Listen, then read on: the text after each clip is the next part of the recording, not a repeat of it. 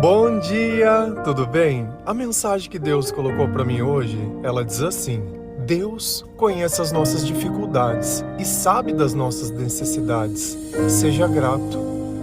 Senhor, tende misericórdia de nós. Perdoa, Pai, todos os nossos pecados. Livra-nos de todo mal. Nos afasta de tudo aquilo que não vem de Ti.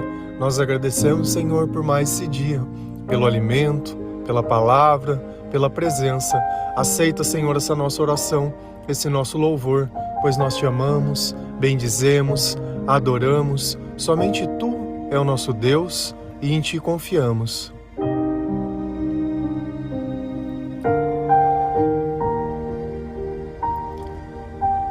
Deus, Ele sabe de todas as nossas dificuldades e também conhece as nossas necessidades. Sabe por quê? Porque foi Ele quem nos fez.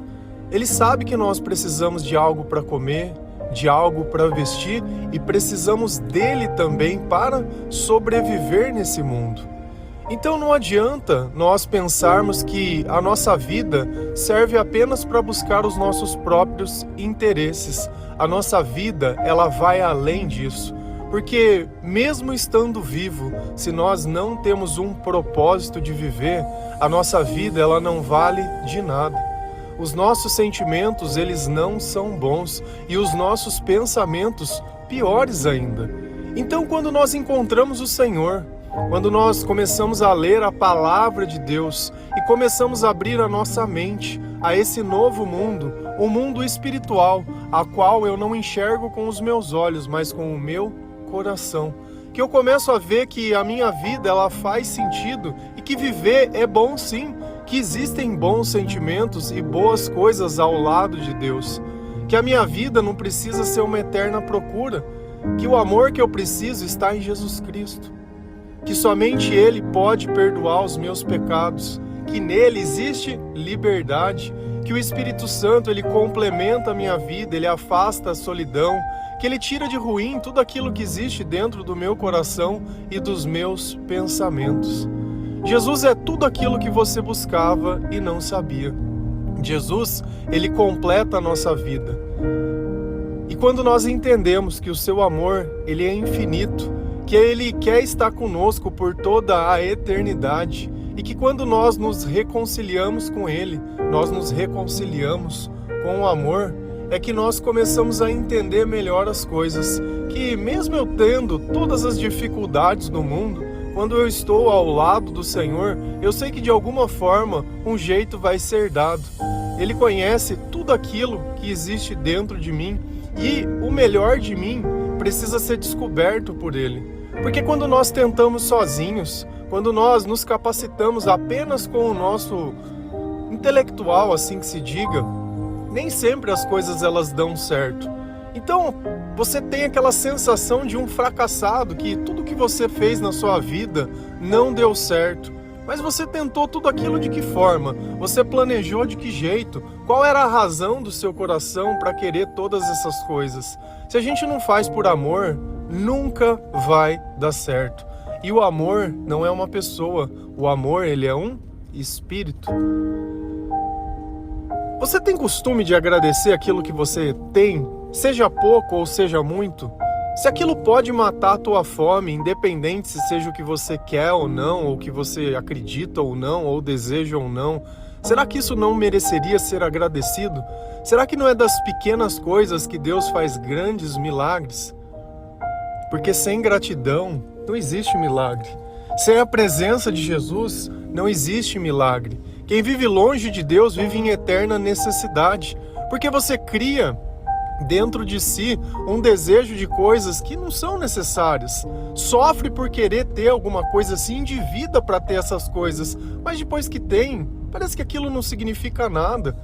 Quantas contas nós não fazemos para comprar coisas que nós não precisamos e aquilo que é necessário muitas vezes falta. Não faça parcelas na sua vida. Se você tiver que comprar algo, compre na vista, se for o caso, ou espere um pouco mais. Porque senão vai chegar um tempo que não tem como a gente administrar aquelas contas e já não tem mais o que se fazer. Então nós precisamos usar a inteligência, a sabedoria, e sabendo que o Senhor, Ele vai prover tudo aquilo que é necessário. Se a gente vai lá na palavra de Deus, lá em Marcos 8, versículo 2, 3, 5 e 6, a palavra do Senhor lá diz assim: estou com pena dessa gente, porque já faz 3 dias que eles estão comigo e não tem nada para comer. Se eu os mandar para casa com fome, eles vão cair de fraqueza pelo caminho, pois alguns vieram de longe. Quantos pães vocês têm? Perguntou Jesus. 7, responderam eles. Aí Jesus mandou o povo sentar-se no chão. Depois pegou os 7 pães e deu graças a Deus. Então os partiu e os entregou aos discípulos, e eles os distribuíram ao povo. Então no Evangelho de Marcos, quem está conversando conosco aqui é Jesus, e eles tinham uma multidão de pessoas que estavam lá por causa dele, para ouvir os ensinamentos dele, e já fazia 3 dias que esse povo estava junto com ele, já não tinha mais o que comer, porque eles não estavam numa cidade, eles estavam retirados. E Jesus olhando aquele povo, e aqui nós precisamos começar a entender um pouco da característica de Deus. Alguém chegou a Jesus dizer: Senhor, estamos com fome, nos dê alguma coisa para comer? Não. Jesus, olhando as pessoas, ele sabia qual era a necessidade. Mas por que Jesus podia olhar aquelas pessoas? Porque elas estavam perto dele. Nós precisamos estar perto do Senhor para que as coisas elas possam acontecer na nossa vida, para que o Senhor ele possa fazer um milagre para nós. E é por estar perto que Jesus sabe das nossas necessidades e das nossas limitações. Agora, quem vive longe de Deus, sabe o que essa pessoa vive pedindo? Oração. Viu? Jesus está perto de você aí? Você não pode pedir uma coisa para mim? Porque se Jesus estivesse perto de você, você não estava pedindo nada para ninguém. E aqui chama-se a atenção. É sempre alguém pedindo uma oração sobre alguma coisa. Ah, você não ora para minha família? Vive que nem um demônio, escolhe pagão para se casar, não tá nem aí para Deus, não segue aquilo que o Senhor nos ensina. Ah, mas na hora de pedir, na hora que bate a necessidade, vem atrás da igreja. E hoje em dia nós temos uns mendigos virtuais, eu não sei se vocês já viram, só vive atrás de Pix. Sempre é uma história, sempre... E essa pessoa, ela acha que ela tá tendo algum tipo de vantagem. Nossa, ela tá tendo uma vantagem. Você pode estar pagando as tuas contas agora, mas você também tá comprando a tua passagem pro inferno. Paulo, já falamos sobre isso. Deus falava assim, ó, vocês têm que trabalhar, vocês têm que conseguir o de vocês. Eu não fiz vocês para ficar dependendo dos outros, da boa vontade dos outros. Se não é o propósito de Deus para a nossa vida, ser dependentes, nós dependemos dele, mas nós temos dignidade para trabalhar e conquistar o nosso. Cada um de nós, independente, seja muito ou seja pouco, nós temos que ser fiel, porque vai ter o necessário para que nós possamos cumprir o nosso propósito. Nós não estamos aqui para comparar riquezas, nem por vaidade e nem por nada. Então Jesus, ele sabia daquelas pessoas e ele disse: estou com pena dessa gente, porque já faz 3 dias que eles estão comigo e não tem nada para comer. Então eu não preciso falar o óbvio para Deus. Nas minhas orações eu não preciso ficar dizendo o que eu já disse. Ó Senhor, abre a porta, ó Senhor, abre no seu... É sempre isso. Deus sabe do que você precisa. Talvez o que você precise fazer não é pedir para Deus uma oportunidade. Você precisa se arrepender.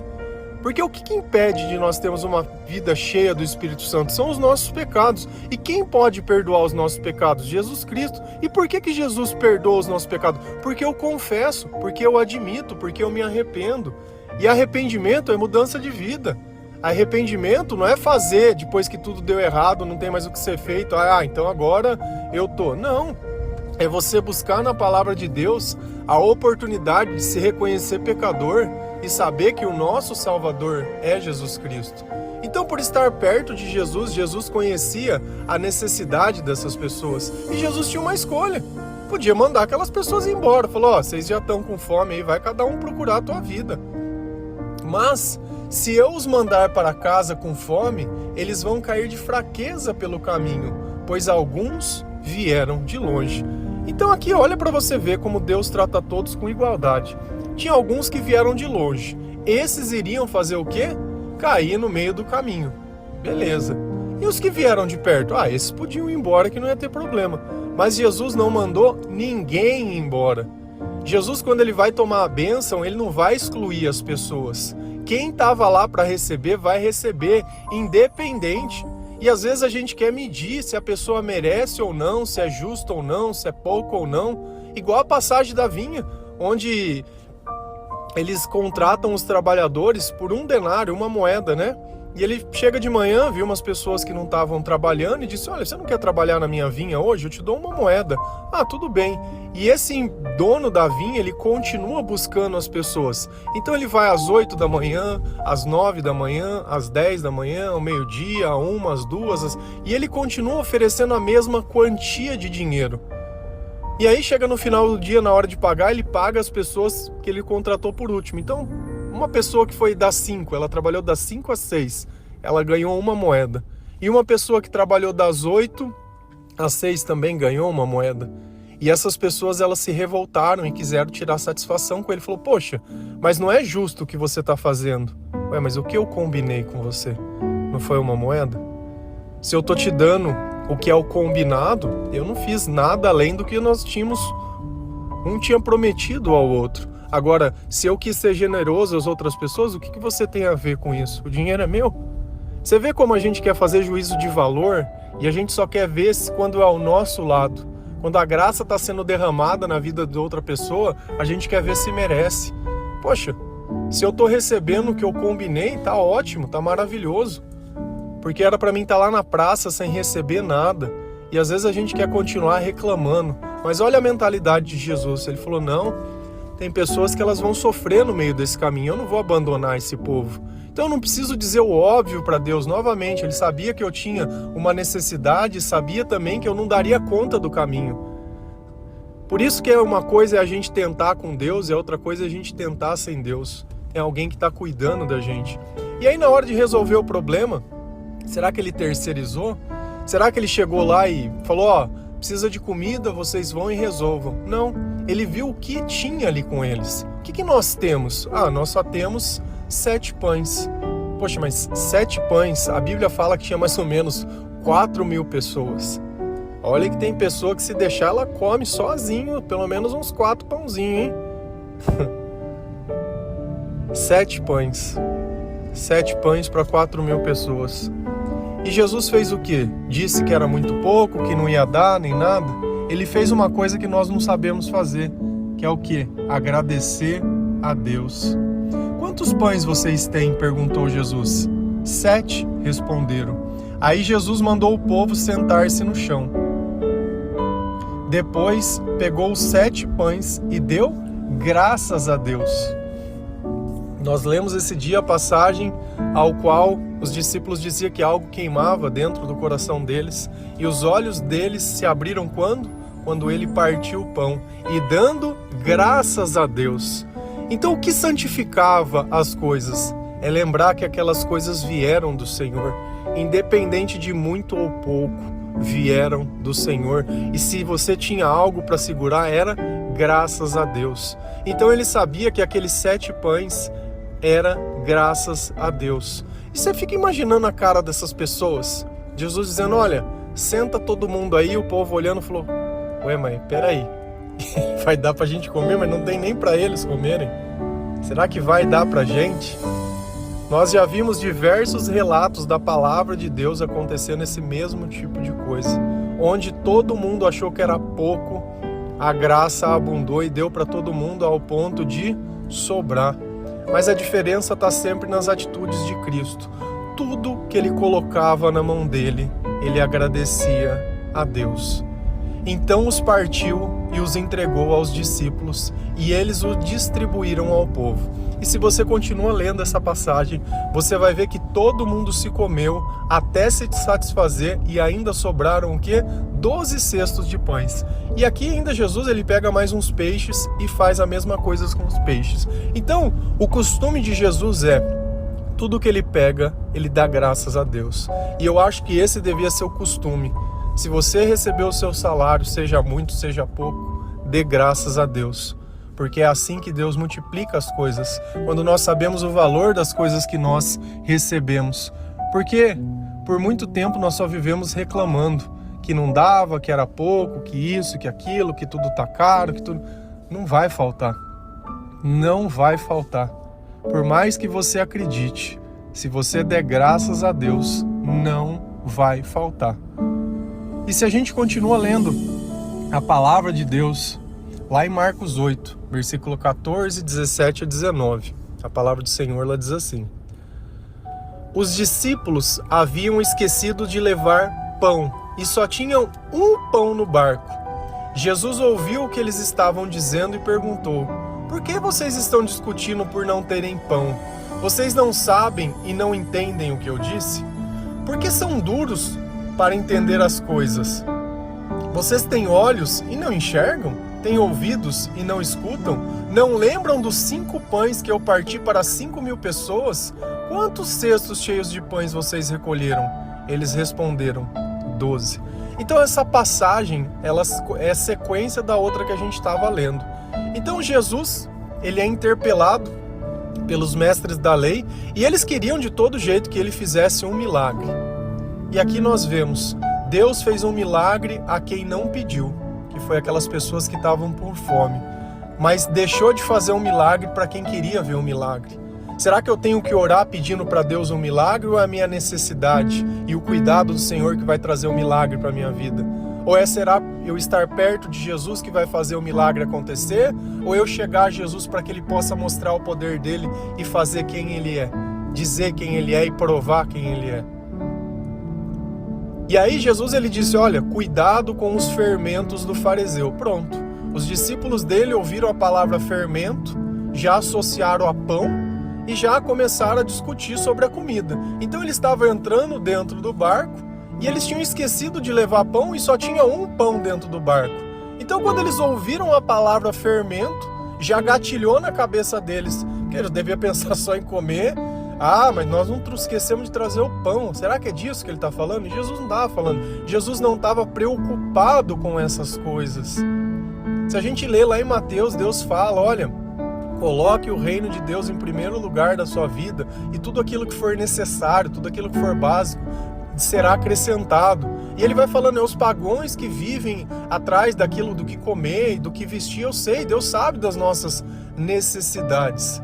Então Jesus, ouvindo aquele burburinho dentro do barco, porque eles não tinham entendido o que ele tinha dito, que era sobre o fermento dos fariseus, Jesus ouviu o que eles estavam dizendo e perguntou: por que vocês estão discutindo por não terem pão?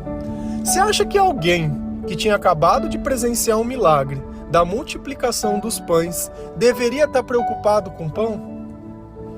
Olha como às vezes a gente se preocupa com as coisas erradas.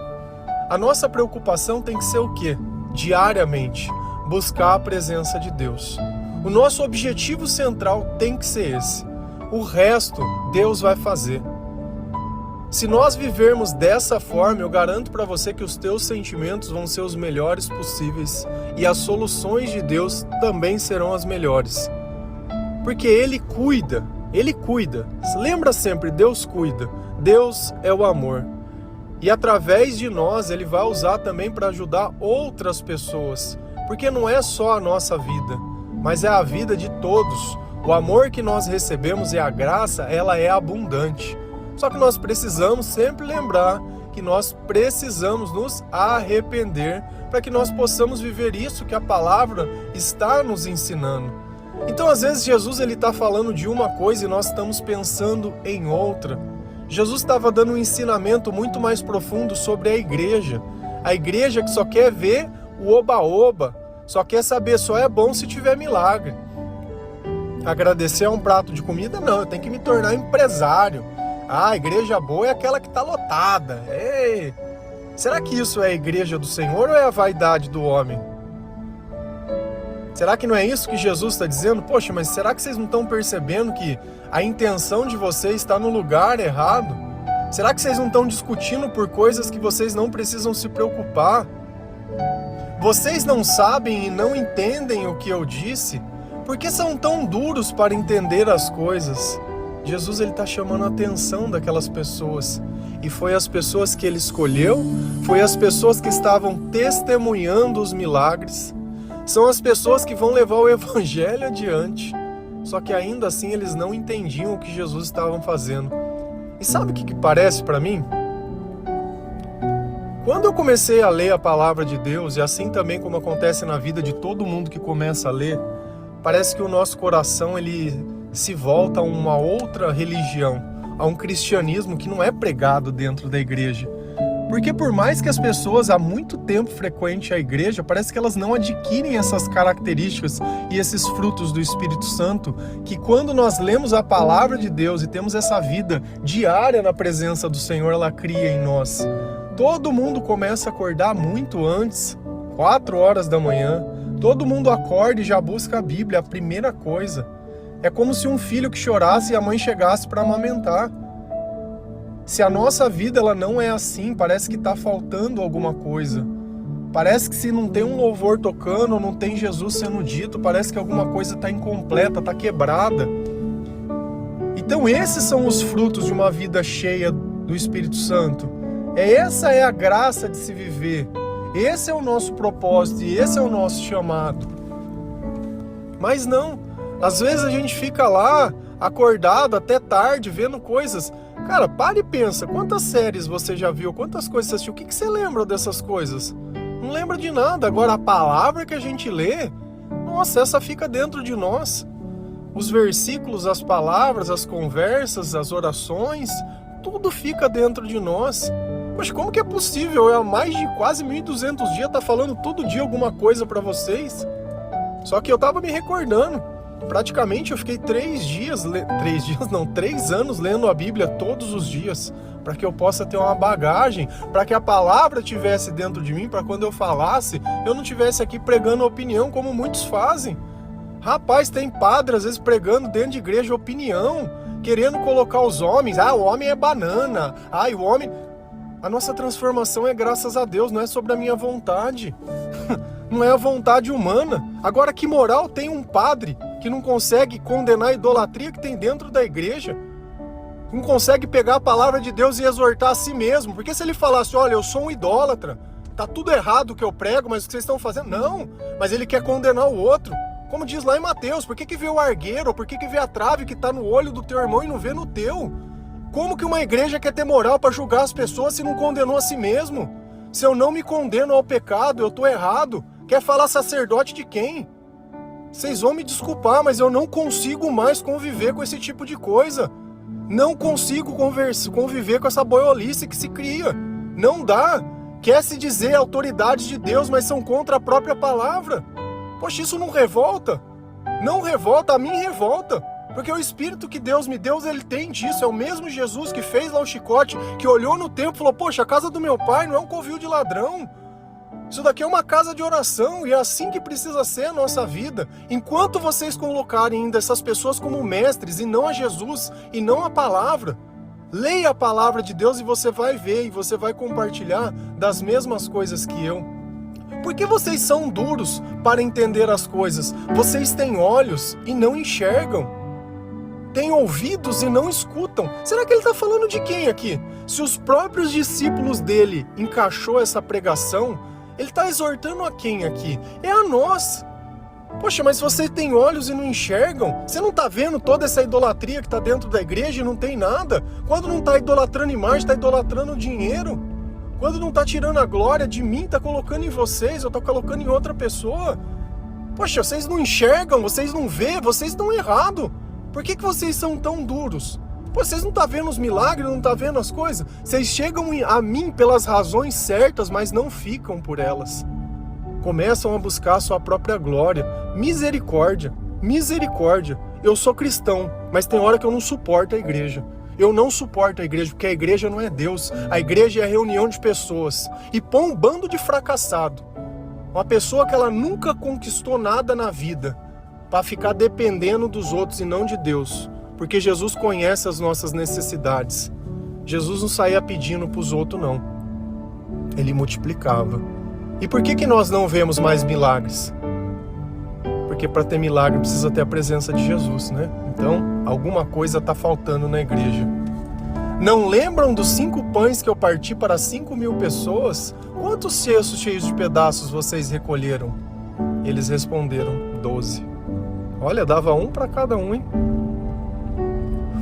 E aí? Eu tento não fazer isso, vocês me desculpam. Mas se o Espírito me incomoda, eu tenho que falar. Vocês me desculpam, vocês me perdoam.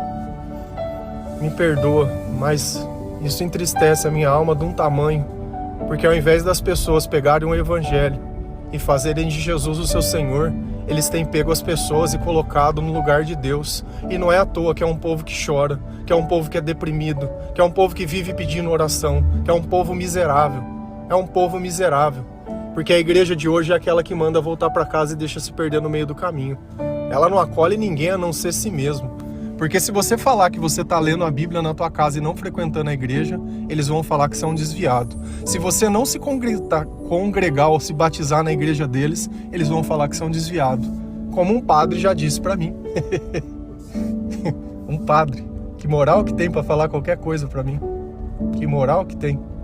Uma pessoa que se ajoelha para um pedaço de gesso, que pega um pirulito de ouro e acha que aquilo é Deus.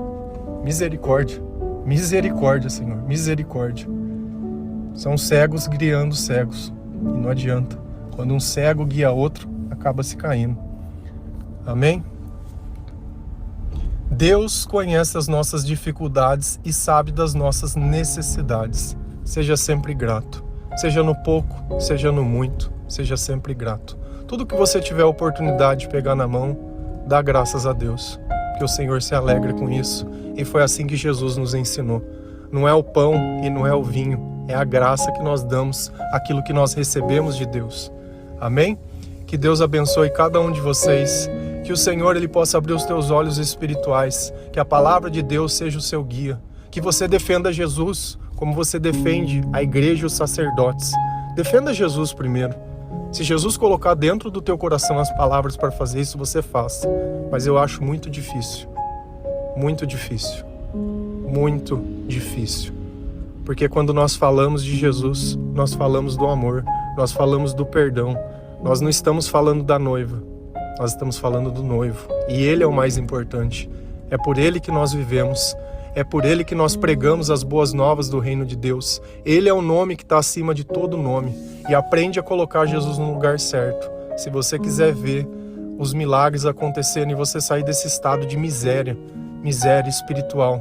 Porque é como se você estivesse na casa de Deus, mas não fosse filho de Deus. Porque nunca tem um lugar à mesa. Amém? Que Deus abençoe cada um de vocês. Feliz a nação cujo Deus é o Senhor. Um bom dia.